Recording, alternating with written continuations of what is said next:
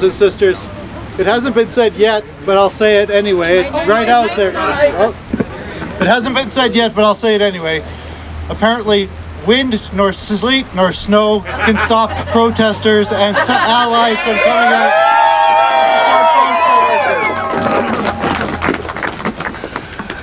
This afternoon I want to talk, just to say a few words, spend a few minutes talking about 5 groups of people.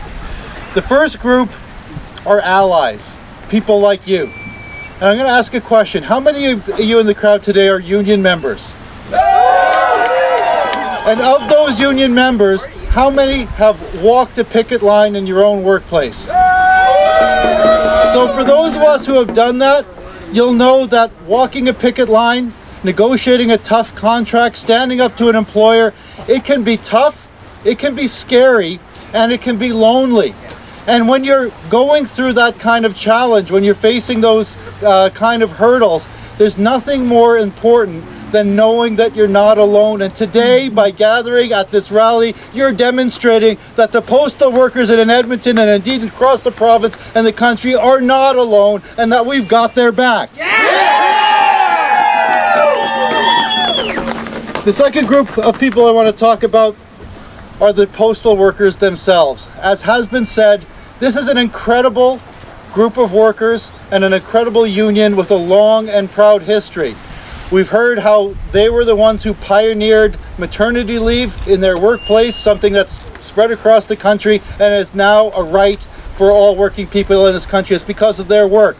But before that, they also pioneered unions in the public service. So right now we have thousands and thousands, millions of Canadian workers in the public sector who have the benefit of belonging to union and to be able to negotiate contracts for themselves. And it's largely because of the work that was done by CUPW and their predecessor unions in the postal service. So we have a huge debt of gratitude to pay to this union and the members that they represent.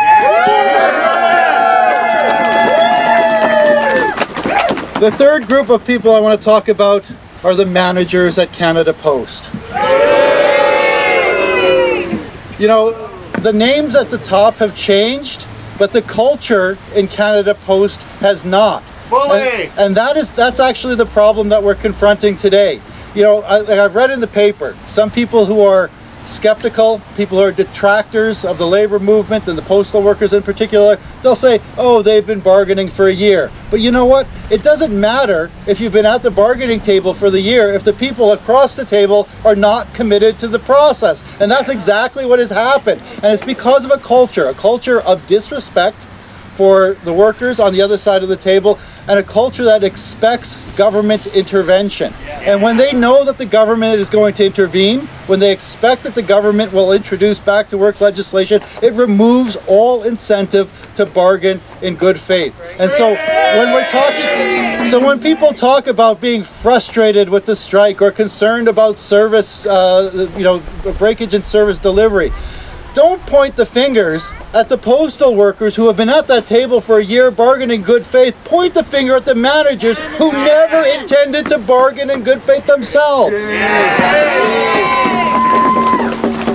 Now, the third group of people I want to spend a little bit of time talking about this morning are members of the government. This was supposed to be a different government. You remember what they said not that long ago, it's 3 years ago. The Trudeau Liberals said, vote for us and things will change. They said, vote for us and it will be the end of the Harper government. Everything will be different. And there are 2 things in particular that they said that I think are relevant to the discussion that we're involved in today, related to the postal strike. The first is they said that they were a government that cared about women. And the Prime Minister said he was the first feminist Prime Minister. He bragged about having more women in his cabinet than we'd ever seen. And he introduced a budget that he said was focused through a lens of the needs of women. Okay, but this particular round of bargaining in large part is about making sure that there is pay equity for women. That women who work for the Postal Service are not discriminated against, not paid less or given fewer benefits because of their gender. But for a government that claims to be a feminist government that says they want to put the issues of women first, I say shame because their actions are not supporting their rhetoric. One of the other things that the Trudeau Liberals said would set them apart from their predecessors, the Harper Conservatives, was the way that they dealt with the labor movement. They said, unlike the Harper Conservatives, we are your friends. They said that we respect unions, the role that they play in society, and most significantly, they said that they support, they understood, and they would guarantee the right to unionize, the right to collectively bargain, and the right to strike. And unfortunately, that a lot of us, we said, well, okay, well, let's see what they, I was prepared to be disappointed. I didn't want to be proven wrong, but what we've seen over the last couple of weeks is a breaking of promises and a breaking of faith. So the next group of people that I just want to, and this is where I'll wrap up. So we've talked about allies, we've talked about the postal workers, we've talked about management, we've talked about government. But today, I want to wrap up by saying just a couple of words about the labor movement in general, and specifically the Alberta labor movement. Because this government, the Trudeau government, they've thrown down the gauntlet. They've used their power in Parliament to strip postal workers of their right to strike. They've introduced back-to-work legislation that flies in the face of their promises, and legislation which frankly will probably be proven to be unconstitutional. But my promise today to the postal workers in the crowd is that the labor movement will continue to get your back, and we're going to do that at least in two ways. The first is we're going to support your legal action against this unfair and unjust and frankly unconstitutional law. And we're going to help you fight all the way to Supreme Court to make sure that not only is this back-to-work piece of legislation proven unconstitutional, but we're going to get decisions made so that no future government can do this to any group of workers ever again. But in the meantime, while we're waiting for the court process to play out, we are going to continue doing what we did just a couple of days ago, because they legislated you back to work, and they said you can't stand on a picket line and stop mail from being delivered, but we can!